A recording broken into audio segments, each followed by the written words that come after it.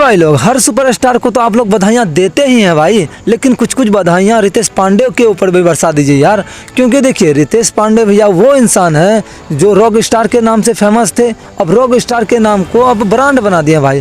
क्योंकि देखिए, आज से पहले भोजपुरी इंडस्ट्री में किसी ने 1 बिलियन का रिकॉर्ड नहीं बनाया था, लेकिन रितेश पांडे भैया ने 1 बिलियन का रिकॉर्ड बना दिया है भाई। ये रिकॉर्ड नहीं है, ये महा रिकॉर्ड है। आपको पता होगा शायद 2022 में हेलो कौन सॉन्ग आया था, हेलो कौन यानी कि लॉकडाउन में सॉन्ग आया था भाई।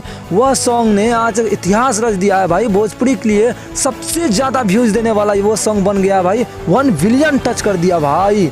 इसके बारे में आप क्या कहना चाहोगे भाई?